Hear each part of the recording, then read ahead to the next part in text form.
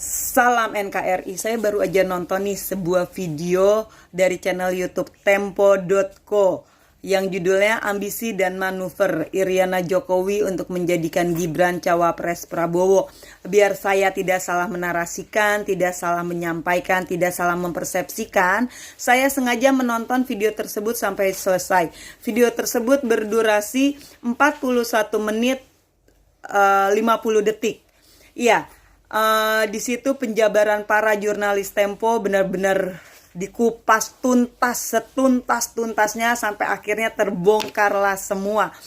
Saya nggak menyangka ternyata Ibu Iriana Jokowi ini bukan hanya sekedar seorang ibu negara, bukan hanya sekedar ibu rumah tangga.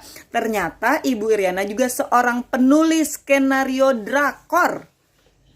Iya, Ibu Iriana lah yang menulis skenario drakor yang terjadi saat ini.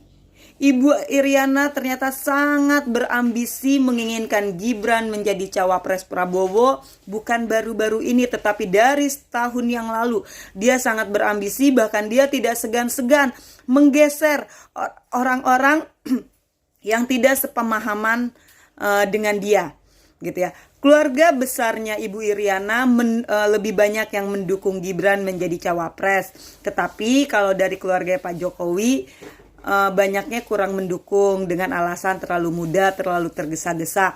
Tetapi Ibu Iriana sama sekali tidak menggubris semua yang disampaikan oleh orang-orang yang menyarankan agar Gibran belum waktunya untuk menjadi cawapres.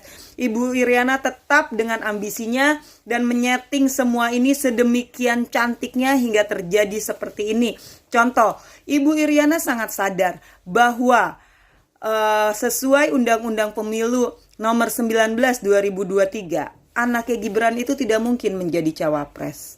Tetapi karena dia licik gitu ya, akhirnya dia gunakanlah tangan adik iparnya Anwar Usman yang saat itu notabene-nya adalah ketua Mahkamah Konstitusi. Melalui Anwar Usman lah akhirnya ambisi dia untuk menjadikan anaknya Gibran menjadi cawapres terrealisasikan dengan mulus dan lancar.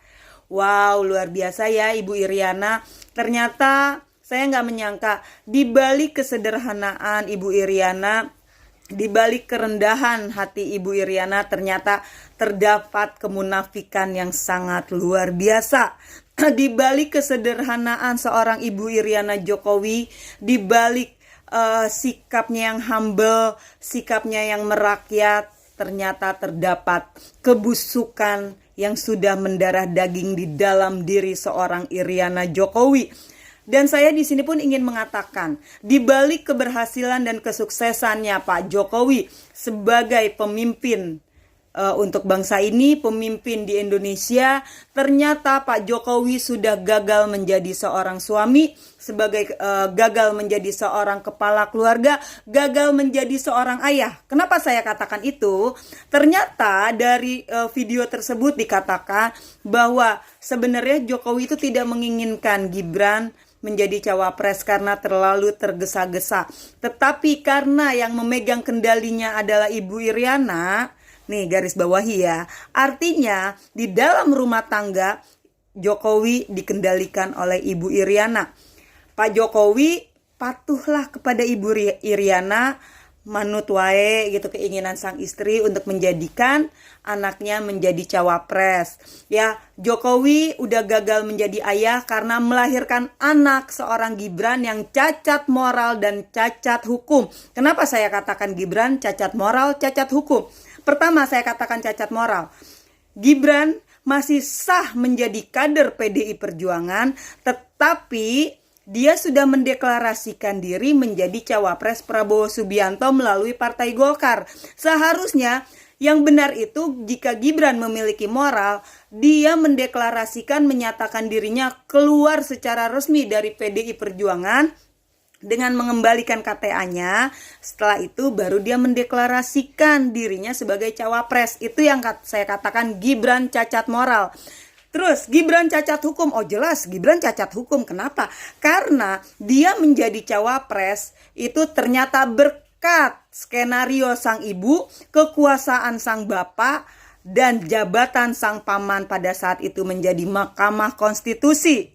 Kasiannya Jokowi di akhir-akhir masa jabatannya ini, yang seharusnya sosok Jokowi memiliki nama besar yang dipandang, dipuji-puji, dipuja-puja oleh rakyat Indonesia, tetapi dia rela korbankan. Bahkan yang lebih mirisnya, dia korbankan bangsa ini, dia korbankan rakyat ini demi ambisi istrinya. Dia tidak peduli saat ini demokrasi sudah dinodai, konstitusi sudah dinodai. Dia tidak peduli. Dan bahkan Jokowi seolah-olah tutup mata, tutup telinga dengan apa yang terjadi saat ini. Jokowi tidak benar-benar tidak mengambil sikap dengan situasi politik saat ini. Dia seolah-olah tidak tahu apa-apa. Itu yang membuat saya miris ya. Ternyata Jokowi seperti ini. Tapi ya sudahlah ya, mau diapain? Yang namanya manusia itu bisa berubah-ubah. Kita nggak pernah tahu sedalam-dalamnya lautan bisa kita jangkau, sedangkal-dangkalnya hati manusia kita nggak pernah bisa jangkau. Ya itulah yang selama ini saya sangat mengidolakan Jokowi, membela Jokowi. Ternyata Jokowi seperti ini. Tapi yang mau diapain? Saya harus mengakui bahwa saya selama ini udah salah menilai Jokowi. Tetapi saya tetap bersyukur kepada Allah. Kenapa? Karena Allah segera menyadarkan saya bahwa selama ini saya udah salah jalan, salah menilai orang. Yaitulah akibat kehebatan seorang Jokowi mengemas semuanya secantik mungkin, yang akhirnya saya terhipnotis oleh sosok Jokowi. Tetapi tidak ada kata terlambat. Sebagai bentuk penebusan kesalahan saya yang selama ini terhipnotis oleh kemasan cantiknya Jokowi, saya akan terus bersuara dan mengkritisi Jokowi. Kasihan ya, saya benar-benar miris dengan apa yang terjadi dengan keluarga Jokowi.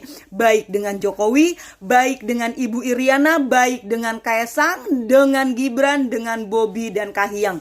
Kasihan ya, mereka itu keluarga yang akhirnya harus hancur hanya karena ambisi seorang ibu.